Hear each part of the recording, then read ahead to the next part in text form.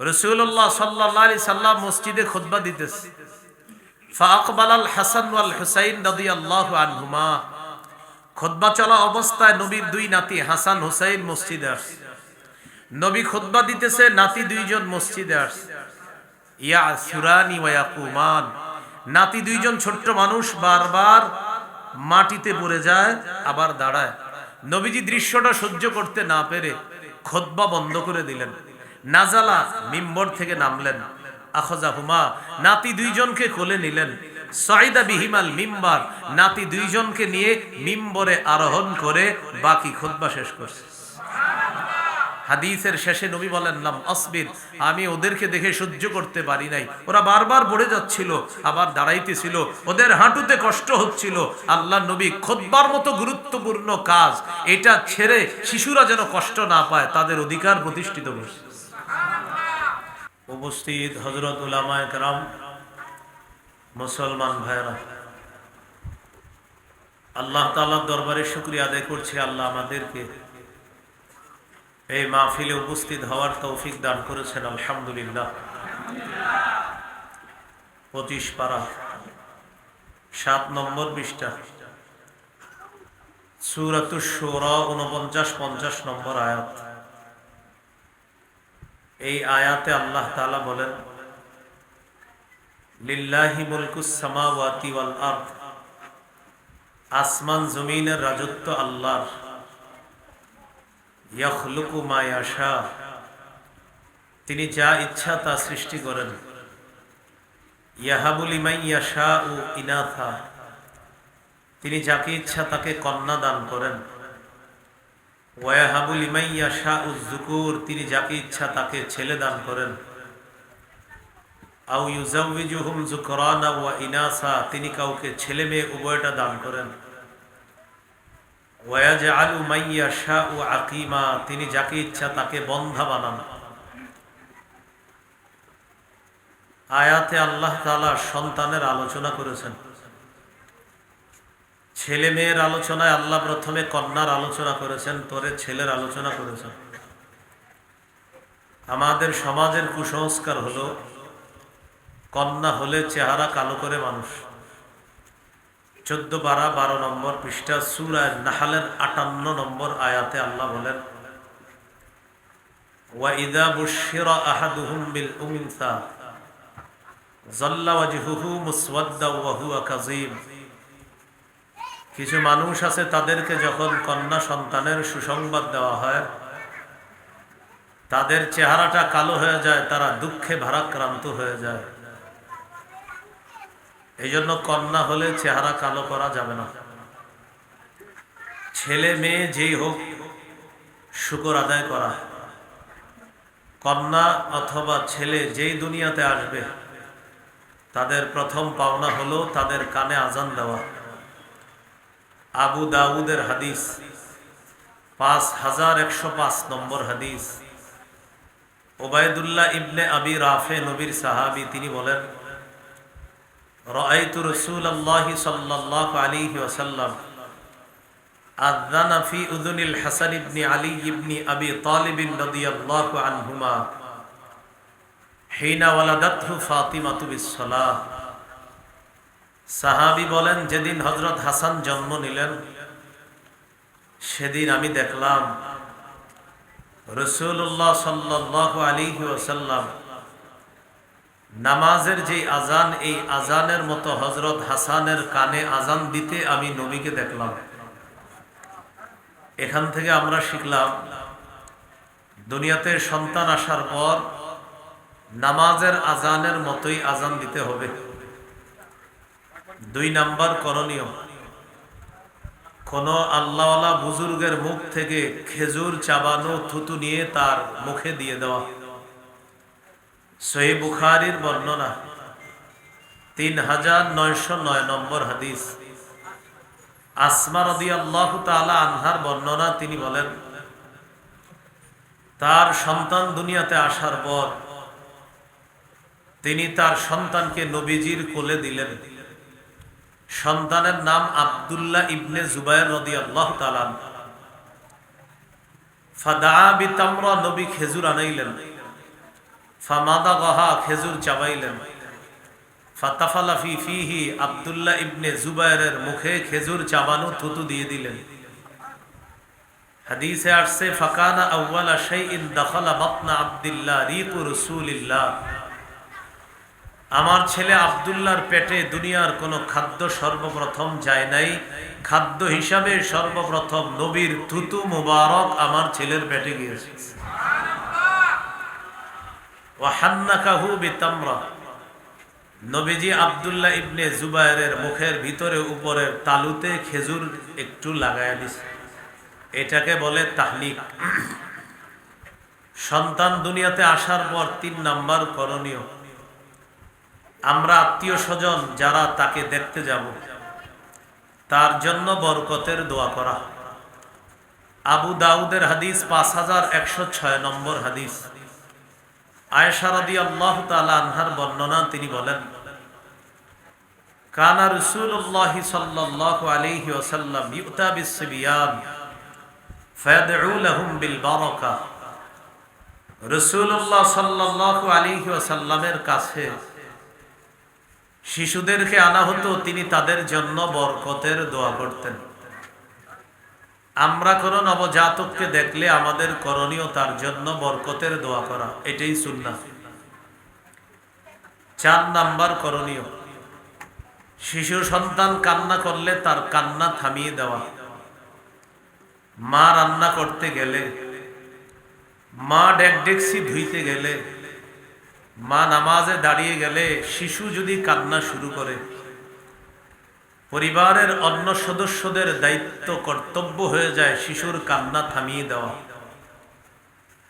বাসায় যদি মা একা থাকে, অন্য কেউ না থাকে, সেক্ষেত্রে মা সংক্ষিপ্ত কেরাত দিয়ে নামাজ শেষ করে শিশুর কান্না থামানো, এটা শিশুর অধিকার। সহিহ বুখারীর বর্ণনা ৮৬৮ নম্বর হাদিস। রাসূলুল্লাহ সাল্লাল্লাহু আলাইহি ওয়াসাল্লাম বলেন ইন্নী লাআকুমু ইলাস সালাহ ওয়া উরিদু আন উতাওবিলা ফিহা ফাসমাউ বুকাআস সাবিয়্যি। আমি নামাজে দাঁড়াই, নামাজে লম্বা কেরাত পড়ার নিয়ত করি, ইতিমধ্যে যদি কোনো শিশুর কান্নার আওয়াজ শুনি, ফাআতাজাওয়াজু ফি সালাতি কারাহিয়াতা আন আশুক্কা আলা উম্মিহি। আমি আমার নামাজের কেরাত সংক্ষিপ্ত করি যেন শিশুর মায়ের কষ্ট না হয়। আমার নামাজ যদি লম্বা হয়, শিশুর মা নামাজে লম্বা সময় থাকতে হবে। শিশুর মা নামাজে লম্বা সময় থাকলে শিশুর কান্না বাড়বে। শিশুর কান্না যত বাড়বে মায়ের তত কষ্ট হবে। আমি নবী কেরাত লম্বা পড়ার পরিবর্তে সংক্ষিপ্ত কেরাত দিয়ে নামাজ শেষ করে মায়ের কষ্ট লাঘব করি, আর শিশুকে তার কান্না থামিয়ে দিয়ে তার অধিকার আমি নবী প্রতিষ্ঠিত করি। ৫ নাম্বার, আকিকা করা। রাসূলুল্লাহ সাল্লাল্লাহু আলাইহি ওয়াসাল্লাম বলেন ইন্নাল ইয়াহুদা তাউক্কু আনিল গুলাম ওয়া লা তাউক্কু আনিল জারিয়া ফাউক্কু আনিল গুলামি শাতাইনি ওয়া আনিল জারিয়াতি শাতান। রাসূলুল্লাহ সাল্লাল্লাহু আলাইহি ওয়াসাল্লাম বলেন ইহুদিরা ছেলের আকিকা করত, মেয়ের আকিকা করত না। হে আমার উম্মত, তোমরা ছেলের পক্ষ থেকে 2টি পশু আকিকা করবা, মেয়ের পক্ষ থেকে 1টি আকিকা করবা। নাসাইর হাদিস 4220 নম্বর হাদিস। রাসূলুল্লাহ সাল্লাল্লাহু আলাইহি ওয়াসাল্লাম বলেন কুল্লু গুলামিন রহিনুন বিআকিকাতিহি তুযবাহু আনহু ইয়াওমা সাবিঈ। প্রত্যেক নবজাতক তার আকিকার সাথে আবদ্ধ, 7ম দিনে তার পক্ষ থেকে পশু জবাই করা হবে। ওয়া ইউহলাকু রাসুহু, তার মাথার চুল মুন্ডন করা হবে। 7ম দিনে মাথার চুল মুন্ডন করে এই চুল নিয়ে যাবেন স্বর্ণকারের দোকানে। এক পাল্লায় 7 দিন বয়সী শিশুর চুল রাখবেন, আরেক পাল্লায় রূপা রাখবেন।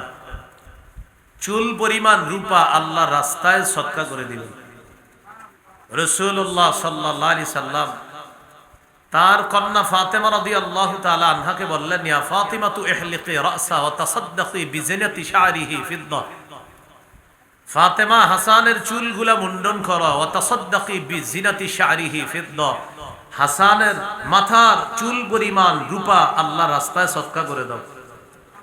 আলী রাদিয়াল্লাহু তাআলা আনহু বলেন, ফাওয়াজানতুহু ফাকানা ওয়াজনুহু দিরহামান আও বা'দ দিরহাম, আমি চুলগুলা ওজন করলাম, চুলের পরিমাণ হলো 1 দিরহাম রূপা অথবা তার কাছাকাছি এই পরিমাণ রূপা আমি আল্লাহর রাস্তায় সদকা করে দিলাম। তাহলে 5 নাম্বার, সপ্তম দিনে আকিকা করা, সপ্তম দিনে মাথার চুল মুন্ডন করা। 6 নম্বর, সপ্তম দিনে শিশুর সুন্দর একটা নাম রাখা। সাহাবায়ে কেরাম রাসূল সাল্লাল্লাহু আলাইহি সাল্লামকে জিজ্ঞাসা করলেন, قد علمنا حق الوالد فما حق الولد يا رسول الله, মা বাবার হক সম্পর্কে আমরা জানি, সন্তানের হক কি একটু আমাদেরকে বলেন। রাসূলুল্লাহ সাল্লাল্লাহু আলাইহি সাল্লাম বললেন, আইয়ুহসিনা ইসমা ওয়া ইউহসিনা আদাবা, মা বাবার অন্যতম দুটি কর্তব্য হলো সন্তানের সুন্দর নাম রাখা আর তাকে শিষ্টাচার শিক্ষা দেওয়া। আবু দাউদের হাদিস 4949 নম্বর হাদিস, রাসূলুল্লাহ সাল্লাল্লাহু আলাইহি ওয়াসাল্লাম বলেন, আহাব্বুল আসমাই ইলাল্লাহি আবদুল্লাহি ওয়া আবদুর রহমান, আল্লাহর কাছে সর্বাধিক পছন্দনীয় নাম হলো আব্দুল্লাহ, আব্দুর রহমান। তাহলে 6 নাম্বার, অর্থবোধক সুন্দর নাম রাখা। 7 নাম্বার, শিশু সন্তানকে মাঝে মাঝে উপনামে ডেকে তাকে খুশি করার চেষ্টা করে। ফ্যানটা বন্ধ করে, ফ্যানটা বন্ধ করে। মাহফিলে প্রয়োজনে সিলিং ফ্যান দিবেন, এই ফ্যান দিবেন না, এটা পুরো একটা রিমান্ডের মতো ফ্যান, এত আওয়াজ হয় মনে হয় যে একটা রিমান্ড। 7 নাম্বার, শিশু সন্তানকে উপনামে ডাকা, উপনামে তাকে ডেকে মাঝে মাঝে তাকে খুশি করার চেষ্টা করা। আবু দাউদের হাদিস 4969 নম্বর হাদিস, এই হাদিসের মধ্যে আছে আনাস রাদিয়াল্লাহু তাআলা আনহুর এক ছোট ভাই, তার একটা ছোট্ট পাখি আছে, ছোট ভাইয়ের পাখিটা মারা গেছে। পাখি মারা যাওয়ার পর পাখির মালিক ছোট্ট মানুষ, তার মন খারাপ, পাখি মারা গেছে। রাসূলুল্লাহ সাল্লাল্লাহু আলাইহি সাল্লাম আনাস রাদিয়াল্লাহু তাআলা আনহুর বাড়িতে আসলেন, আসার পর দেখেন তার ভাইয়ের মন খারাপ। নবীজি বললেন, মাশাআল্লাহু, তার কি হয়েছে? পরিবারের সদস্যরা জবাব দিলেন, মাতা নুগরুহু ইয়া রাসূলুল্লাহ, হুজুর তার ছোট্ট পাখিটা মারা গেছে। নবীজি তাকে বললেন, ইয়া আবা উমাইর মা ফাআলান নুগাইর, ইয়া আবা উমাইর, এটা একটা বাক্য, এই বাক্যে নবীজি পাখির মালিককে উদ্দেশ্য করছে, ছোট্ট মানুষটাকে। দ্বিতীয় বাক্যে মা ফাআলান নুগাইর, এখানে উদ্দেশ্য পাখির, যে পাখিটা মারা গেছে ওই পাখিটা। 2 বাক্যের অনুবাদ হলো, হে আবু উমাইর মা ফাআলান নুগাইর, ছোট্ট পাখিটি কি করলো? নবী তো জানে মারা গেছে। 2টি বাক্য ছন্দের মতো নবী মিলিয়ে বললেন, আর অসাধারণ 2টি আরবি বাক্য বললেন। প্রথম বাক্যে পাখির মালিককে সম্বোধন করলেন, দ্বিতীয় বাক্যে নবী পাখির কথা বললেন। আর বাক্য 2টা অসাধারণ সাহিত্যপূর্ণ হওয়ার কারণে আর পাখির সাথে তার নামের মিল থাকার কারণে মনটা খারাপ ছিল, ভারাক্রান্ত হৃদয়ের অধিকারী শিশুটার মন সাথে সাথে খুশি হয়ে গেল। এই গেল 7 নাম্বার। 8 নাম্বার, শিশুকে হাঁটা যখন শিখাইবেন, হাঁটুতে যেন বেশি কষ্ট না পায়, হাঁটুতে সাপোর্ট দিবেন। আবু দাউদের হাদিস 1109 নম্বর হাদিস, রাসূলুল্লাহ সাল্লাল্লাহু আলাইহি সাল্লাম মসজিদে খুতবা দিতেছে, ফাআকবালাল হাসান ওয়াল হুসাইন রাদিয়াল্লাহু আনহুমা, খুতবা চলা অবস্থায় নবীর 2 নাতি হাসান হুসাইন মসজিদে আসে। নবী খুতবা দিতেছে, নাতি 2 জন মসজিদে আসে। ইয়া সুরানি ওয়া ইয়াকুমান, নাতি 2 জন ছোট্ট মানুষ বারবার মাটিতে পড়ে যায় আবার দাঁড়ায়। নবীজি দৃশ্যটা সহ্য করতে না পেরে খুতবা বন্ধ করে দিলেন। নাজালা, মিম্বর থেকে নামলেন। আখাযাহুমা, নাতি 2 জনকে কোলে নিলেন। সাইদা বিহিমাল মিম্বার, নাতি 2 জনকে নিয়ে মিম্বরে আরোহণ করে বাকি খুতবা শেষ করছে। হাদিসের শেষে নবী বলেন লাম আসবির, আমি ওদেরকে দেখে সহ্য করতে পারি নাই। ওরা বারবার পড়ে যাচ্ছিল, আবার দাঁড়াইতেছিল, ওদের হাঁটুতে কষ্ট হচ্ছিল। আল্লাহ নবী খুতবার মতো গুরুত্বপূর্ণ কাজ এটা ছেড়ে শিশুরা যেন কষ্ট না পায় তাদের অধিকার প্রতিষ্ঠিত হয়েছে। 9 নাম্বার, শিশু সন্তানের জামার কালারের ক্ষেত্রে সচেতন হওয়া, বিশেষ করে ছেলে শিশু। মেয়েদের কালারে ছাড় আছে, কিন্তু ছেলেদের কালারটা সচেতন হওয়া। নাসাই হাদিসের কিতাব 5316 নম্বর হাদিস। আব্দুল্লাহ ইবনে আমর রাদিয়াল্লাহু তাআলা আনহুমার বর্ণনা, তিনি বলেন রাআহু রাসূলুল্লাহ সাল্লাল্লাহু আলাইহি ওয়াসাল্লাম আলাইহি সাওবানি মুআসফারান। নবী তার এক সাহাবী আব্দুল্লাহ ইবনে আমরকে দেখলেন, তার শরীরে দুটি কুসুম রঙের জামা দেখলেন। নবীজি বললেন হাদিহি সিয়াবুল কুফার ফালা তালবাসহা, এগুলা কাফেরদের পোশাক, এগুলা পরবা না।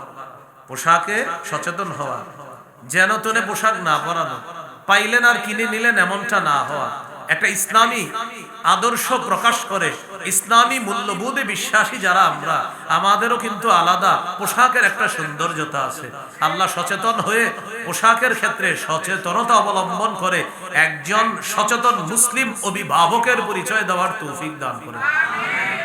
10 নাম্বার, শৈশব থেকে শিশুকে এমন পোশাকে অভ্যস্ত করা যেই পোশাক তার সতর ঢেকে রাখে। সূরা আরাফের 26 নম্বর আয়াতে আল্লাহ বলেন ইয়া বানি আদমা কদ আনজালনা আলাইকুম লিবাসা ইওয়ারি সাওআতিকুম ওয়ারিশা ওয়া লিবাসুত তাকওয়া যালিকা খায়র। হে আদম সন্তান, আমি তোমাদেরকে এমন পোশাক দিলাম যে পোশাক তোমাদের লজ্জাস্থান ঢেকে রাখে, যেই পোশাক ওয়ারিশা সৌন্দর্যতার কারণ। মনে রেখো ওয়ালিবাসুত তাকওয়া যালিকা খায়র, তাকওয়ার পোশাক, যেই পোশাক আল্লাহ ভীতি প্রকাশ করে, যেই পোশাক তাকওয়ার পোশাক, এটাই সর্বোত্তম পোশাক। 11 নাম্বার, সাদা পোশাকে অভ্যস্ত করা, সাদা পোশাক সর্বোত্তম পোশাক। আবু দাউদের হাদিস 4061 নম্বর হাদিস। রাসূলুল্লাহ সাল্লাল্লাহু আলাইহি ওয়াসাল্লাম বলেন ইলবাসু মিন সিয়াবিকুমুল বায়াযা ফাইন্নাহা খায়রু সিয়াবিকুম, তোমরা পোশাকের মধ্যে সাদা পোশাক পরবা, এটা সর্বোত্তম পোশাক। ওয়াকাফিনু ফিহা মাউতাকুম, তোমাদের মধ্যে যারা মারা যায় তাদেরকেও সাদা পোশাক পরিধান করিয়ে তাদেরকে কাফন দিবা, এরপরে দাফন করবা। এই হলো 11 নাম্বার। 12 নাম্বার, শিশুকে এমন পোশাক পরানো যেই পোশাক অহংকার প্রদর্শন না করে। রাসূলুল্লাহ সাল্লাল্লাহু আলাইহি ওয়াসাল্লাম এক হাদিসে 4টা আদেশ করেছেন। কুলু ওয়াশরাবু ওয়া তাসাদ্দাকু ওয়ালবাসু মা লাম ইউখালিতু ইসরাফুন আও মাখিলা।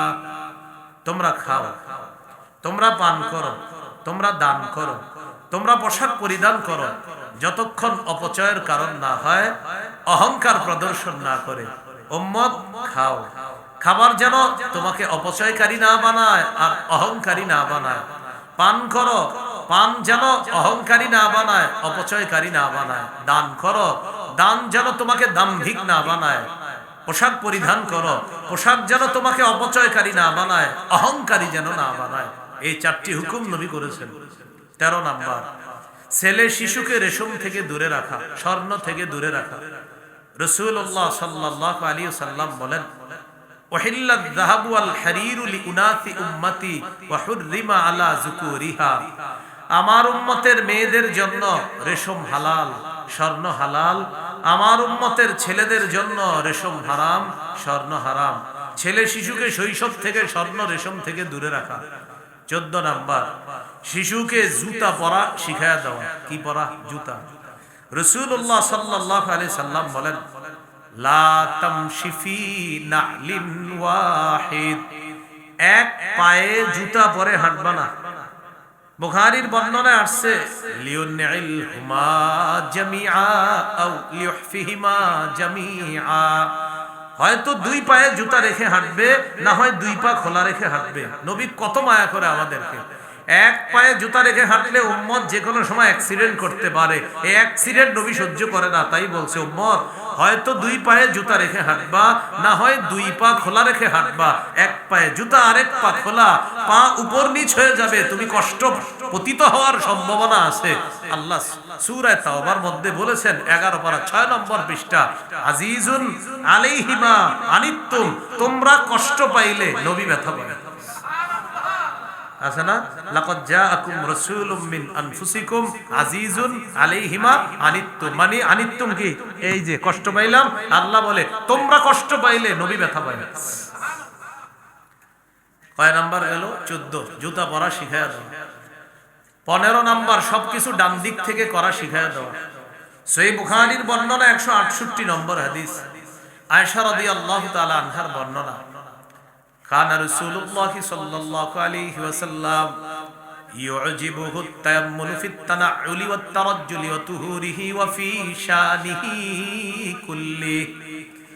রাসূলুল্লাহ সাল্লাল্লাহু আলাইহি সাল্লামের সবকিছু ডান দিক থেকে পছন্দ করতেন।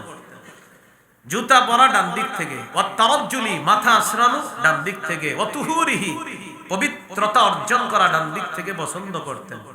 ওয়া ফি শানিহি কুল্লি, সব কিছু নবী ডান দিক থেকে পছন্দ করতেন। 16 নাম্বার, শিশু সন্তানকে তাওহীদ শিক্ষা দেওয়া। এইভাবে তাওহীদ শিখাবেন, আল্লাহ এক, আল্লাহ অমুখাপেক্ষী, আল্লাহ জন্ম দেন না, জন্ম নেন না, আল্লাহর সমকক্ষ কেউ নাই, আল্লাহ সৃষ্টির মুখাপেক্ষী নন, আল্লাহ সময় স্থান কালের মুখাপেক্ষী নন, বরং সৃষ্টি সময় স্থান আরশ কুরসি সব আল্লাহর মুখাপেক্ষী। এইভাবে সন্তানকে তাওহীদ শিক্ষা দেওয়া। তিরমিজির হাদিস 2516 নম্বর হাদিস, 2516, রাসূলুল্লাহ সাল্লাল্লাহু আলাইহি সাল্লাম তার চাচাতো ভাই আব্দুল্লাহ ইবনে আব্বাস রাদিয়াল্লাহু আনহুমাকে নিজের বাহনের পিছনে বসায়া তাওহীদ শিখাইতেছে। বালক শোনো, আমি তোমাকে কিছু শিখিয়ে দেই, তুমি এগুলা মনে রাখবা। ইহফাজিল্লাহ ইয়াহফাজকা, তুমি আল্লাহর বিধিবিধান রক্ষা করবা, আল্লাহর বিধানগুলা রক্ষা করবা, আল্লাহ তোমাকে রক্ষা করবে। ইহফাজিল্লাহ তাজিদহু তুজাহাকা, তুমি সদা সর্বদা আল্লাহকে স্মরণে রাখবা, বিপদে আপদে আল্লাহকে কাছে পাইবা। ইযা সাআলতা ফাসআলিল্লাহ, তুমি যখন চাইবা আল্লাহর কাছে চাও। ওয়া ইযা ইসতাআনতা ফাসতাইন বিল্লাহ, তুমি যখন সাহায্য প্রার্থনা করবা আল্লাহর কাছে সাহায্য প্রার্থনা করবা। এইভাবে তাওহীদ শিক্ষা দেওয়া। বলেন আমার সাথে সবাই, বলেন আল্লাহ ছাড়া অন্য যাদের উপাসনা করা হয়, প্রার্থনা করা হয়, তারা খেজুরের বিচির উপরের আবরণেরও মালিক না। আল্লাহ ছাড়া যাদের উপাসনা করা হয় তারা খেজুরের বিচির উপরের যে আবরণ, এই আবরণেরও মালিক না। দলিল 22 পারা 15 নম্বর পৃষ্ঠা, সূরা ফাতিরের 13-14 নম্বর আয়াতে আল্লাহ বলেন, যালিকুমুল্লাহু রাব্বুকুম, তিনি আল্লাহ তোমাদের রব, লাহুল মুলকু, তারই রাজত্ব, রাজত্ব তার, ওয়াল্লাযীনা তাদউনা মিন দুনিহি, আল্লাহ ছাড়া যাদেরকে তোমরা ডাকো, মা ইয়ামলিকুনা মিন কিতমির, তারা খেজুরের বিচির উপরের আবরণেরও ক্ষমতা রাখে না, খেজুরের বিচির উপরের আবরণেরও মালিক না। কিন্তু আমাদের সমাজের অনেক মুসলমানরা এক তো শিরিকের সমর্থন করতেছে অনেকে, পাশাপাশি আল্লাহ ছাড়া যাদের উপাসনা করা হচ্ছে, যারা উপাসনা করে তারা প্রশংসা করে, এটা তাদের ধর্মীয় ব্যাপার। কিন্তু মুসলমানও গিয়ে বলে হ্যাঁ হ্যাঁ হইতে পারে, এই দেবীর এই উপকারিতা, ওই দেবীর ওই উপকারিতা। কোন মুসলমান যদি এই প্রশংসা করে ঈমান চলে যাবে, নতুন করে ঈমান আনতে হবে। দলিল 20 পারা 17 নম্বর পৃষ্ঠা, সূরা আনকাবুত 16-17 নম্বর আয়াত।